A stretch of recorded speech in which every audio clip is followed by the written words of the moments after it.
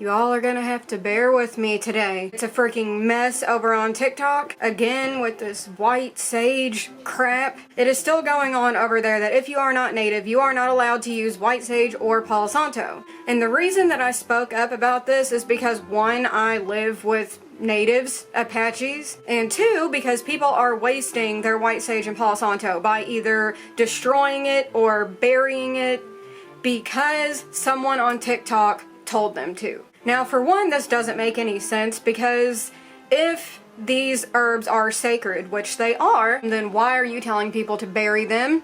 Why are you telling people to throw them in the trash can? It doesn't make any sense. It's got me really wound up today, so I am sorry.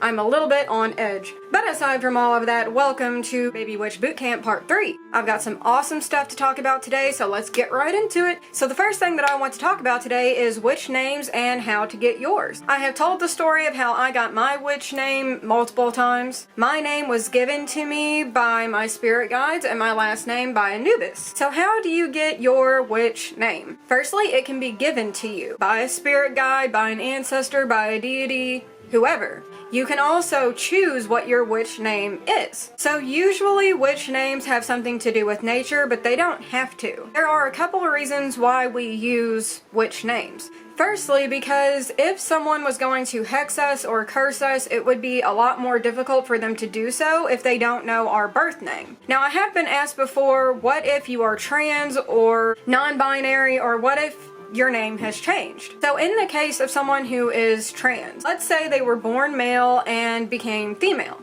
So in my eyes, if someone is male to female trans, then they are a female and their true self is a female. Therefore, I do not believe that the name that they are born with is their true name. I believe that your true name is what you identify with. So as far as some tips for getting your witch name, Juniper is an attractant of love and light. It's also a very protective plant. So you could find your witch name that way. You could name yourself after your favorite herb, after your favorite crystal, and it can be whatever you want it to be. So the next thing that I want to talk about is grimoires and books of shadows. So I have gone through quite a few books of shadows. Before we get into what those are and what you can use them for, let's talk about the terms Book of Shadows and Grimoire. So the term Book of Shadows became popular because of the TV show Charmed. So Book of Shadows was not a term that was used traditionally in witchcraft before, but it is now used very vastly in modern witchcraft. So because that term is now being used, it has its own definition.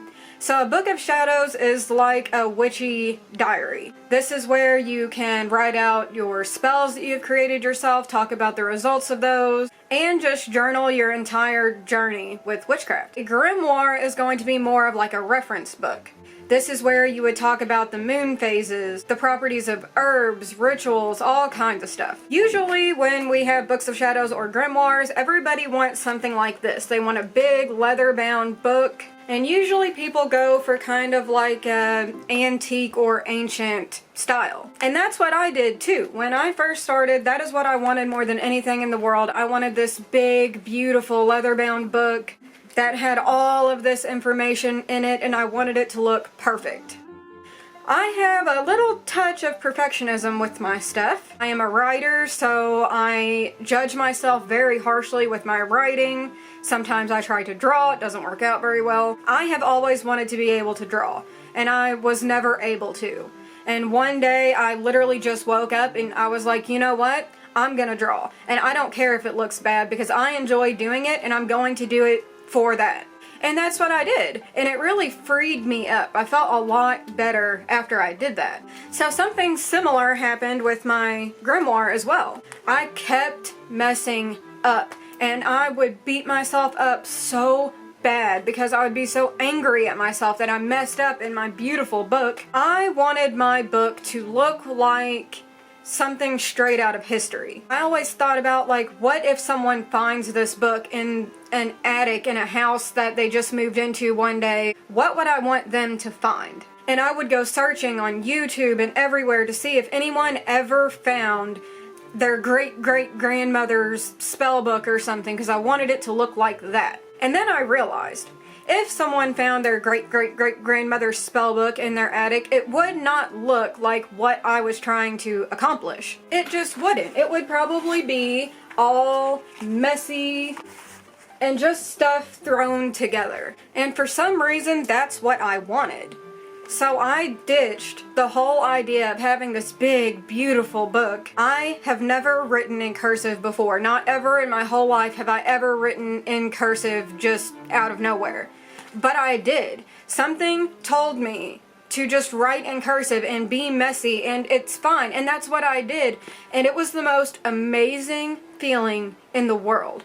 I felt so free. And this messy book, where everything is ugly and crossed out and ink is bleeding all over the place, I love it, and it's now my prized possession. So now let's talk about some things that you can put into your Book of Shadows or grimoire.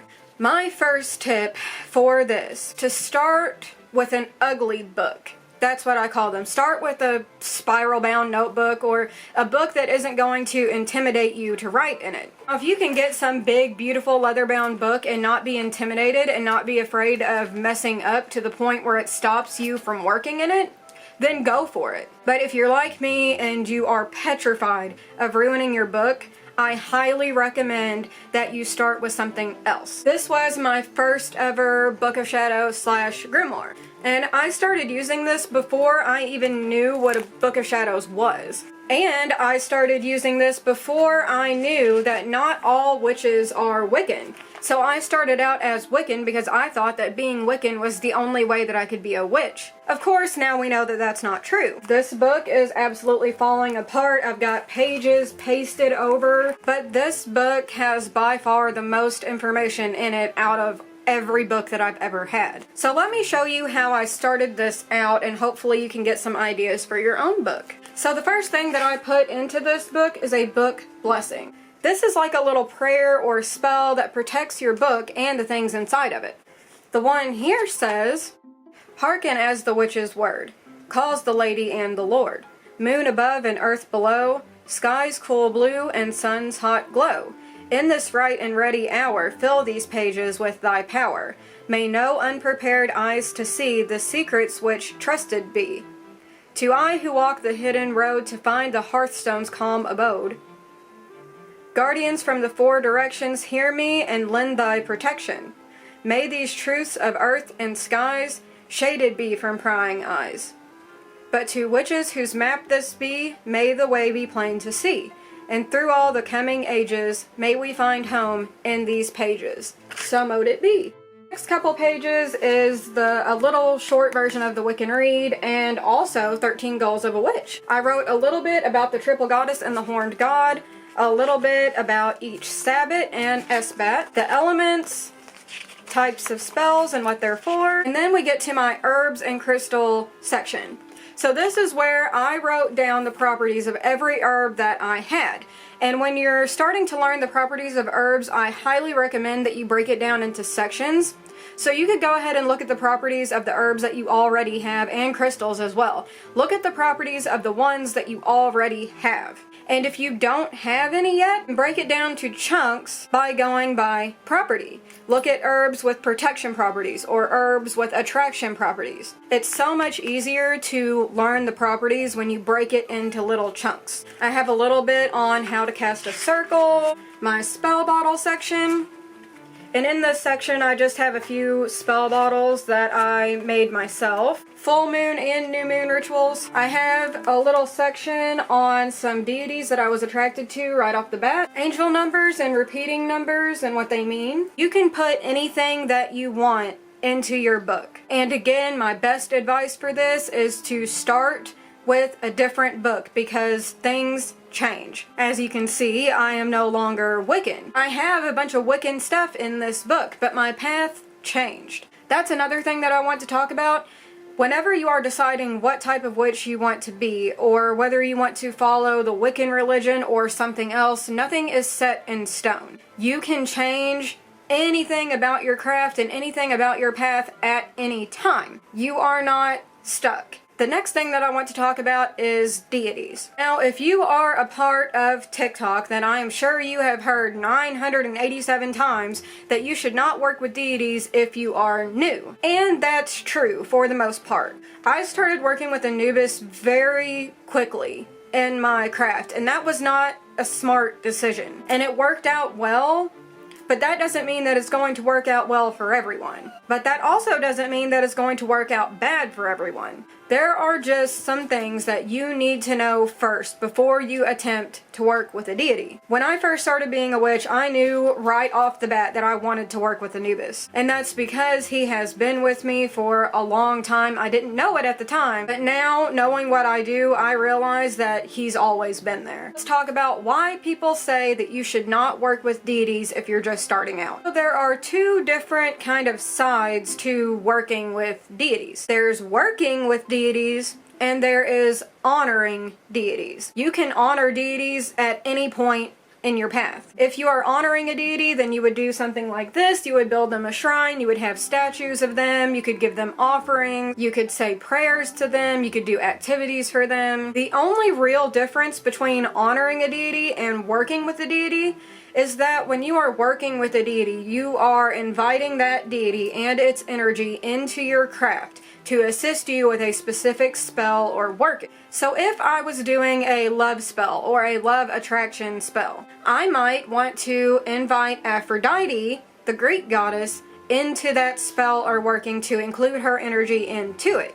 But this is why you should not do this if you are new. Going on the example of Aphrodite, she is a goddess that is very easily offended. She absolutely hates pigs. So if somebody just so happened to gift her a little pig figurine or have something in their room that has a pig on it, she would be disgusted by that and she would become angry. So that's one of the first things that kind of gets in the way of new witches working with deities, is because you have to know what they like, what they don't like, what to do, what not to do. And every deity is different. They all have their own personalities. They all like certain things and dislike certain things. And there are a lot of deities that don't get along with each other. And finding out all of that information about the deity that you are trying to work with is crucial.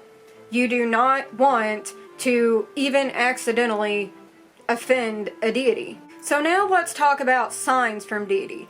Every deity has their own set of signs that they show you if they're trying to reach out to you or contact you or begin working with you. And this is where the information that tells me that Anubis has been with me for my whole life comes in. Anubis has a certain set of signs. For one, he can manifest to you as a black dog, a jackal. He has very strong symbolism with the Ankh, which is an Egyptian symbol for life. Some of his other signs might be having the urge to go clean up a cemetery or sit and talk to people's headstones that you don't even know. And that is stuff that I have done my entire life.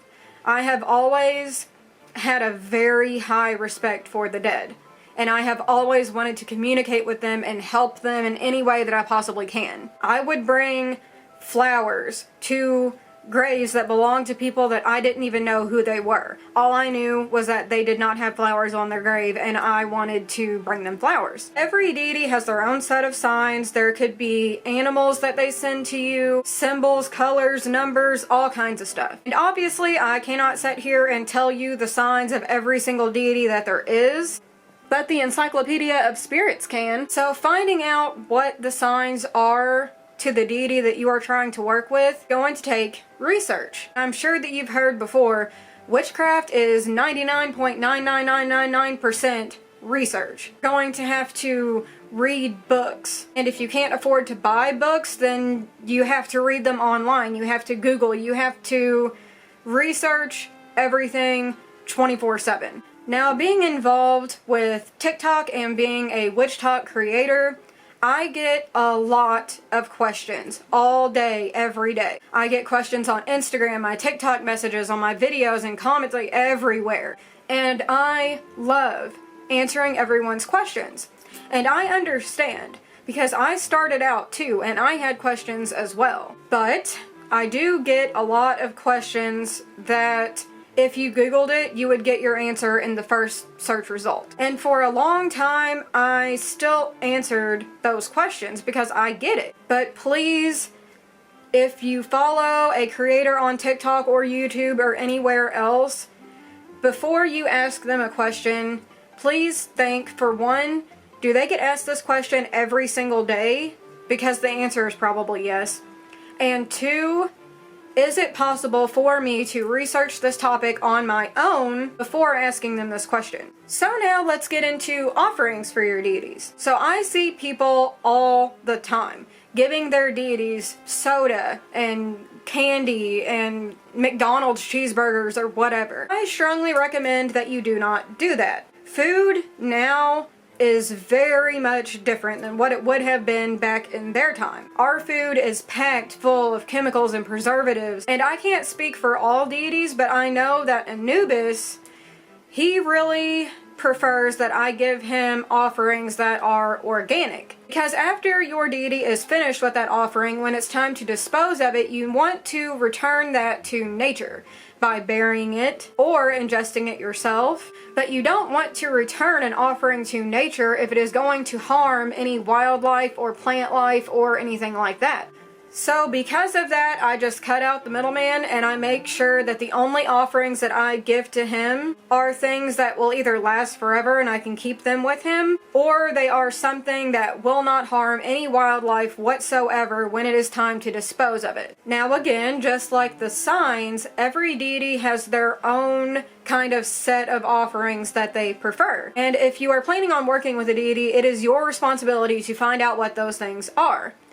Because just like they have stuff that they like, they have stuff that they don't. And giving a deity something that they do not like can offend them.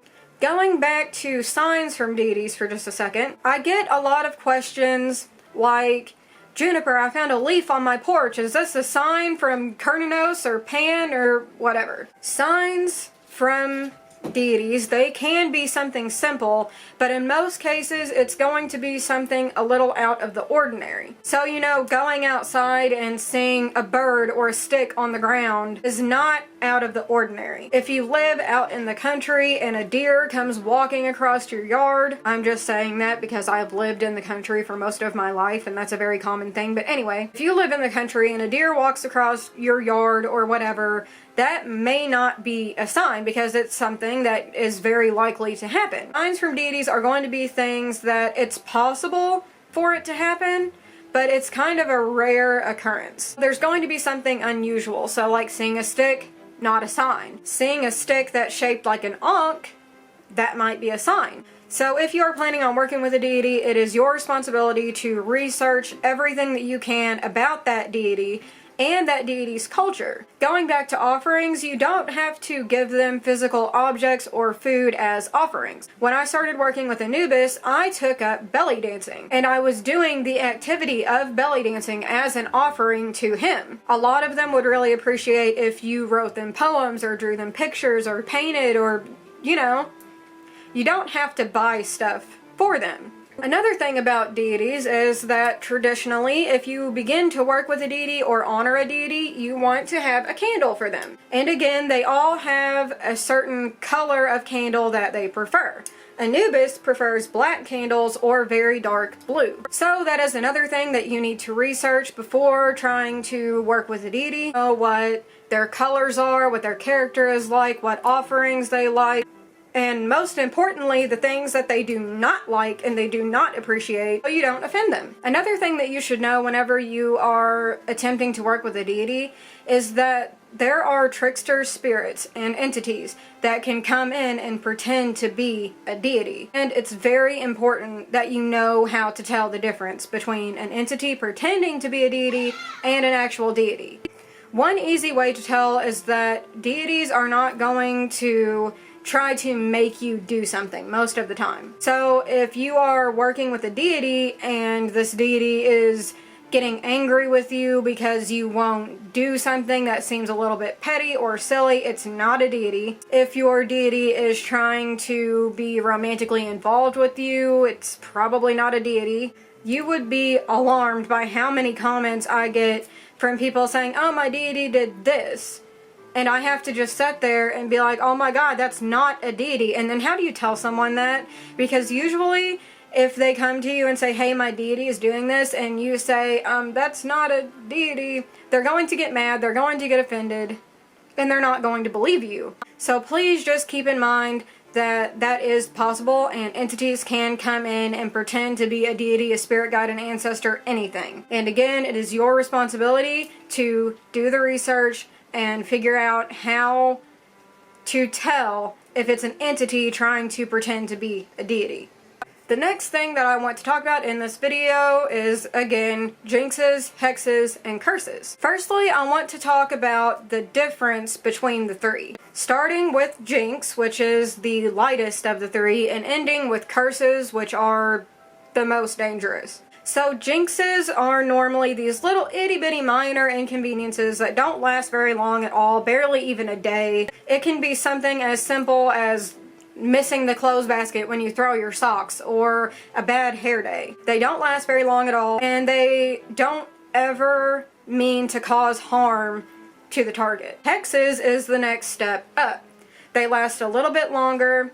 They are normally broken when the target has learned their lesson, and these are going to be still minor inconveniences, but a little bit more. A spurt of bad luck, and they can sometimes result in injury or illness to the target. Now, a curse, this is playing with the big boys. These are negative spells that can last generations. These can result in injury, illness, or death to the target, and these effects can stretch on throughout that person's bloodline forever. Let's talk about how you can recognize an attack. This is another question that I get a lot on TikTok, is I think I've been hexed, what do I do? There's kind of a problem over on TikTok where people will have one little thing happen and they're instantly like, someone hexed me. I have been hexed before, only once, and this is how I knew that I was hexed. So I'm one of those people that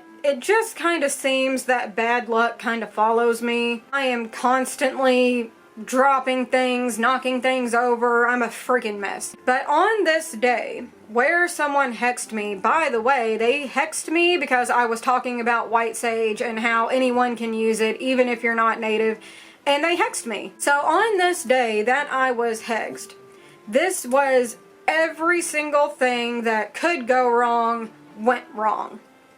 And it was all day long, and it would not stop. So what I did was a reversal, and I'll explain what those are in just a minute. But I did a reversal and it stopped. So that in itself is proof that someone hexed me. So like I said when I was talking about the differences between the three, a jinx is probably going to be something so minor that you don't even notice it. A hex, you may feel the energy in the room not feel normal.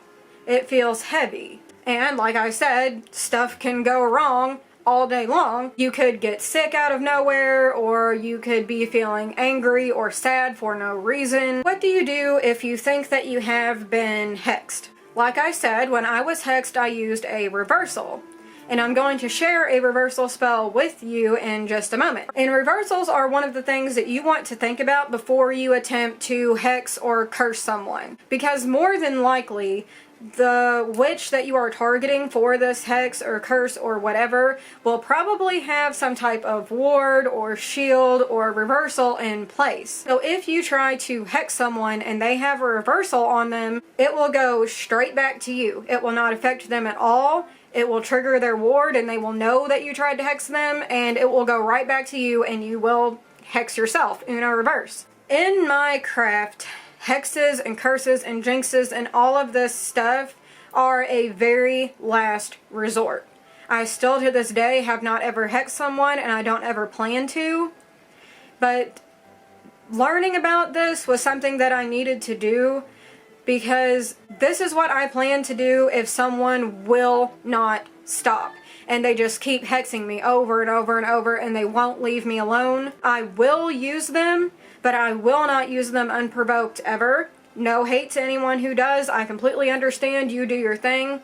but I will not use them unless I have no other option. So now let's talk about the reversal spell that I have for you. This is my Return to Sender spell. So if you think that you have been hexed or cursed, what this spell does is it takes that hex or spell or energy or curse or whatever it is, takes it off of you and sends it back to whoever sent it, but multiplied by 3. And you could make it, instead of being multiplied by 3, you could make it multiplied by 300. Or if you do not want to send it back in that strong of a manner, you could just use this to release the hex from you.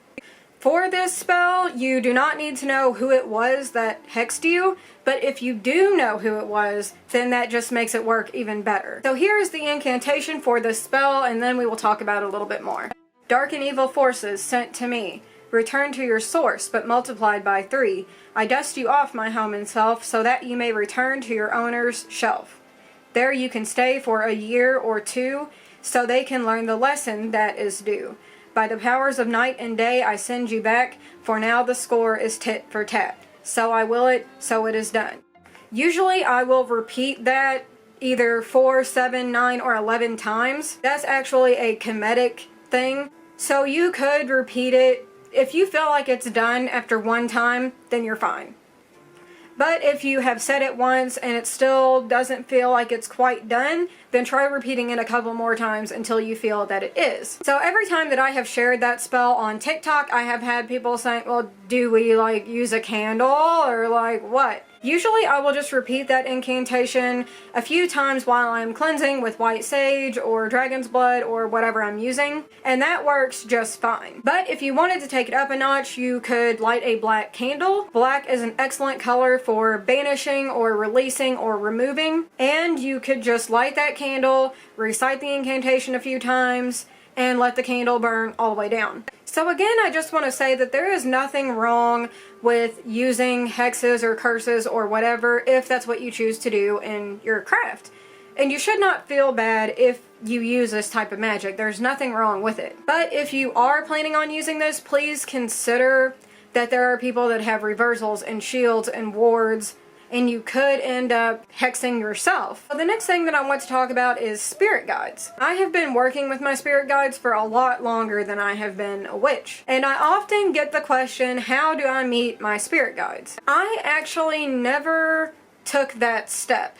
I have never went into a meditation or whatever and actually sat there face to face with my spirit guides and formally met them. And that's fine because it works for both of us. I communicate with them, but a lot of people do want to meet their spirit guides. One of the easiest ways to meet your spirit guides is to do it through meditation. There are guided meditations on YouTube that you can do to meet your spirit guides. Please keep in mind that it is very easy for a trickster spirit to come in and pretend to be something that they aren't. And sometimes it can be hard to tell if that's what's going on. So it's very important that you use protections and lots of them if you're going into a deep meditation trying to contact a spirit guide or something else. Spirit guides are spiritual helpers that have been with you for your entire life. They don't ever go away. You may end up accumulating more spirit guides, but they will never go away. You'll never lose any. They're not always ancestors, but they can be ancestors. As you guys know, my specialty is tarot. I've been reading tarot for about 8 years now, and whenever I'm doing tarot readings, I am normally communicating with my own spirit guides, but also the spirit guides of the client. So when I'm doing a tarot reading and the guides are communicating with me, they will put images into my head, certain words or numbers. For instance, one tarot reading that I was doing, someone came to me and they wanted a reading about their family. They were worried that their daughter and the father of the daughter were never going to get along. And when I was doing this reading, I, for one, got an image of 2 bulls charging at each other. So it turns out that both the daughter and the father, both of them were the zodiac sign Taurus. So that could explain the bull. But also they were very stubborn. And they both kind of needed to get the last word in things, and they didn't want to admit when they were wrong. That could be another symbolism for the bulls. My camera just died. I was going to talk about astral projection and lucid dreaming in this video, but it's starting to run a little bit long, and when the videos get really long, it's hard for me to get them uploaded.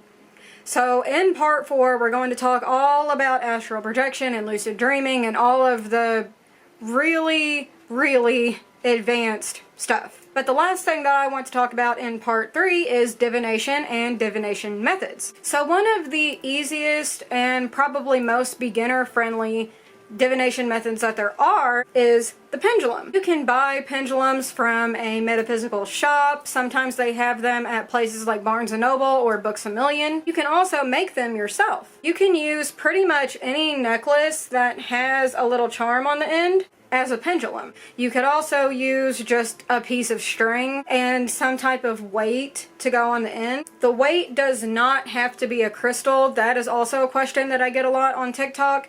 A pendulum does not have to have a crystal on it. Now let's talk about how to use a pendulum. There are a couple different ways. You can hold it. I normally hold mine like this.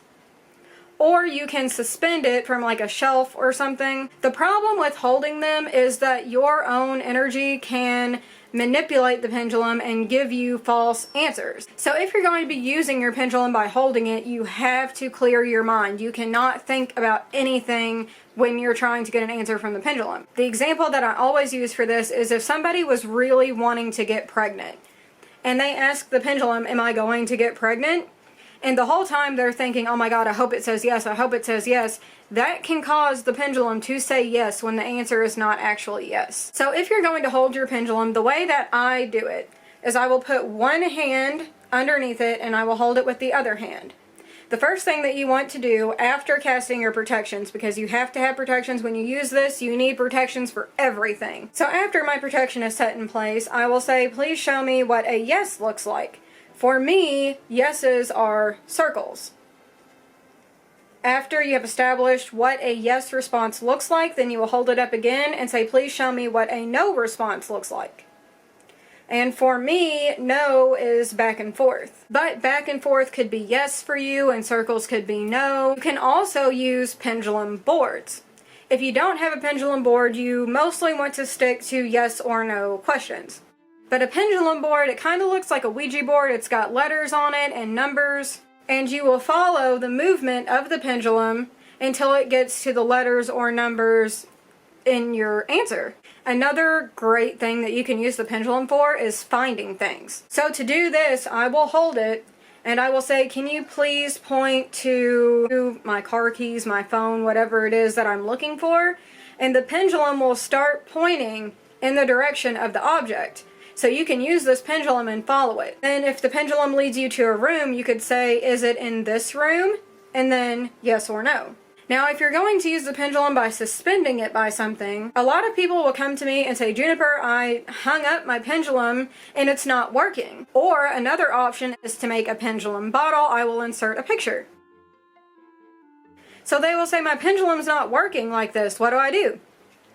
So it's possible for, your pendulum to be hanging up and it just start moving on its own, but more than likely you're going to have to pull it back and give it some momentum. And usually if it is hanging up, your own energy is not going to manipulate it too much, but you still want to try to clear your mind as much as possible. If you are working with the deity, you can have a specific pendulum for that deity. For instance, this one is for Anubis and I only use it to communicate with Anubis. But you don't have to. You can have a pendulum that you use for everything. So the next methods that I want to talk about are tarot and runes. So runes are usually little stones and they all have little symbols on them. And each symbol has its own meaning. So you could put them into their bag, shake them up, reach in using your intuition and grab one. And then you look at the meaning of that rune and see how it applies to your life. So in that sense, it is very similar to tarot. And it is also a very safe divination method, but you still should use protection. Always use protection. Now let's talk about tarot. So tarot cards, it's a 72 card deck. split into two categories, the major arcana and the minor arcana. The minor arcana, that's going to be your number cards and your court cards. The major arcana are going to be the full all the way up until the world. So the minor arcana represent kind of day-to-day life things, while the major arcana normally describe big life-changing events. And of course, every card has its own meaning. And when you're first starting learning how to read tarot, you're going to have to get a book and look up the meanings of the cards. Everyone has to do it. It takes a while to get it down. Don't feel bad if you have to look in a book and look up the meaning of a card. But after so long of doing that, you will start to notice things about the cards or get a little bit more insight from your guides or whoever. An important tip for tarot is that the pictures on the cards can tell you so much more than any book or anything else. And two different tarot readers could get totally different things from the same card. If you would like me to do a video about everything that I know about reading tarot, how to do it, the card meanings, all of that, please let me know down in the comments because I love teaching about tarot. I really do. But for the sake of this video, tarot again is fairly safe. I have never had any negative anything try to come in through a tarot reading, and I don't use a heap of protection for tarot readings. I say this one prayer and I say it before every single tarot reading ever. I will put it on the screen now. I call upon my team of guides, gods, goddesses, angels, and ascended masters to enter into this time and space. I pray that only the highest vibrations of love, light, joy, and wisdom are able to work within me and work through me.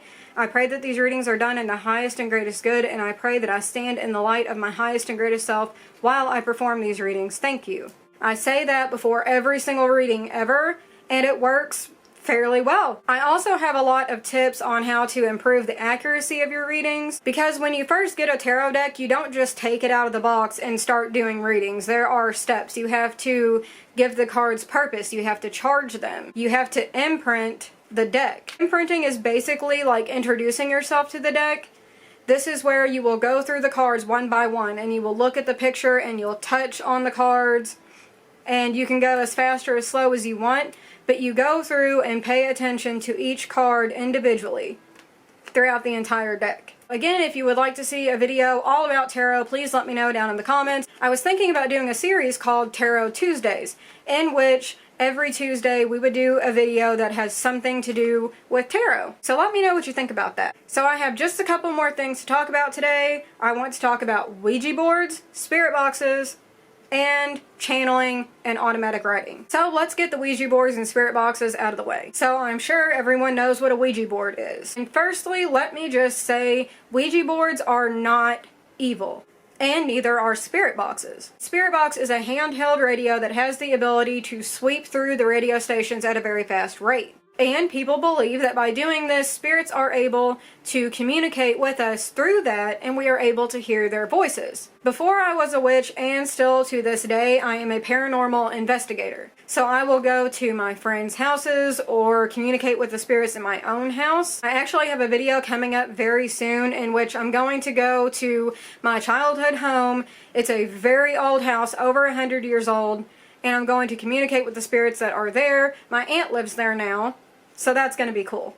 But when we're using spirit boxes, we are mostly communicating with spirits that are trapped here. When someone passes away, it's almost like you see in the movies. When someone dies, their spirit emerges in the room or wherever it was that they passed away. They are presented with this door of light. If they go into that light, then they cross over into the spirit realm or the afterlife. Or sometimes they're afraid, and that could be because they think that they're going to hell. I have told the story 1,000 times about how I went and did a spirit box session in the cemetery, which I wouldn't normally do, not because there's anything wrong with it, but why would spirits hang out in a cemetery? That's a really big misconception, and I've never understood it, but anyway. I went to the cemetery, I did a spirit box session. There was a spirit there who was gay, and he was trapped here because he was afraid that he was going to go to hell if he crossed over. Aside from that, there are spirits that don't even know that they're dead, or they don't know how to cross over. So if I encounter something like that, I always help them every single time. I help them to cross over, or explain to them what's going on. So when we're using the spirit box or the Ouija board, more than likely we are communicating with spirits that are trapped here for some reason. And of course it is possible for negative spirits or negative entities to come in and communicate with us using these methods. But that's possible with anything. And especially with Ouija boards, you are not communicating with a demon every single time. It is nothing like that. You can use a Ouija board to communicate with your spirit guides. That doesn't happen very often with the spirit box, and that is because when a spirit crosses over, or they are something like a spirit guide, they are vibrating at a much higher frequency than we are here. So in order for them to communicate with us down here in that type of way, they would have to purposefully lower their vibration, and that would be like making yourself sad for no reason. But they do it. It is possible. It is possible for us with a spirit box to communicate with spirits or ancestors or whoever that has crossed over. But it's not something that happens every day, and it's hard, but it is possible. And the same for the Ouija board. Ouija boards you do need protection for. They are a less safe method than tarot and pendulums and all of that. When you're using a Ouija board, there are so many stupid rules, and I have done multiple videos debunking Ouija board rules. So I did a video where I was showing my Ouija boards and explaining how I used to use them, but I don't anymore. And the planchette was on top of the board, and everyone was like, "Oh my god, that's an open portal." No, it's not. There is no portal involved when the planchette is touching the board. There is nothing evil or magic or anything with the plastic and the cardboard that makes up the Ouija board. When you are using a Ouija board, you are the portal. You are opening the gate for anything to come in and communicate with you. And that is why you need to use protection when you're using a Ouija board, just like everything else. So the last thing that I want to talk about today is channeling and automatic writing. So as you all know, I'm kind of new to the automatic writing world, but what it is, automatic writing is a mild form of channeling in which you hold a pen and you have a piece of paper and you allow another being, a guide, a spirit, whoever, to control your arm and communicate with you through your pen, your paper, and your hand. Now this can be dangerous because you are allowing someone else to control a part of your body. So you definitely need to use protection when you're trying to do this. I do not recommend it for beginners, but after you have researched it fully and you understand the risk and you understand what it is and you understand the how, when, and where, and why, then yeah, it can be an amazing thing.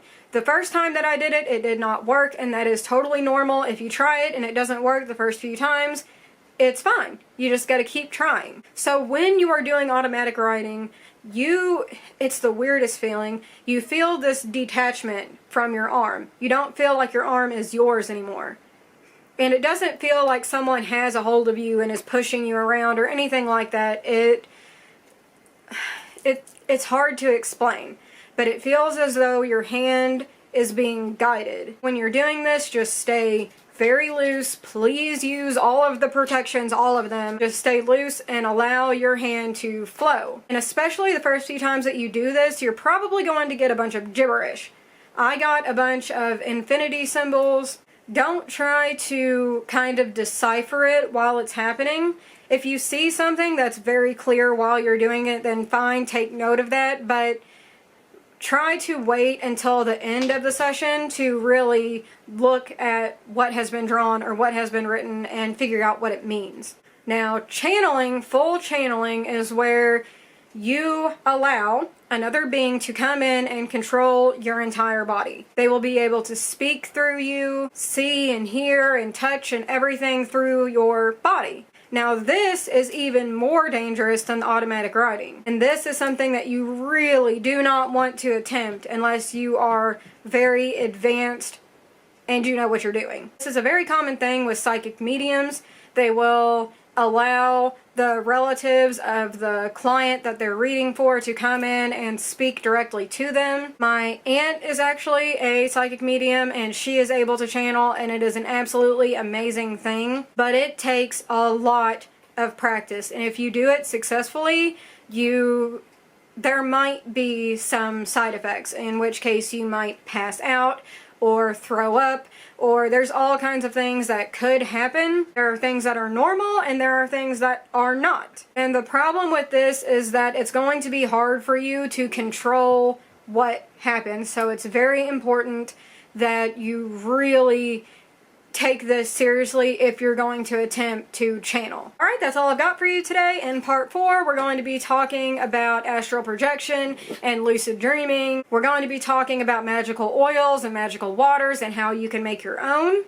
And we're going to be talking about anything that you guys want to hear about. We might make it like a Q&A type thing where I will answer everyone's questions and talk about anything that I have not talked about already that you would like to hear about. Thank you all so much for being here. You guys are the best. If you like this video, please give me a big thumbs up, hit subscribe, hit the bell, and I will see you in the next one. Bye!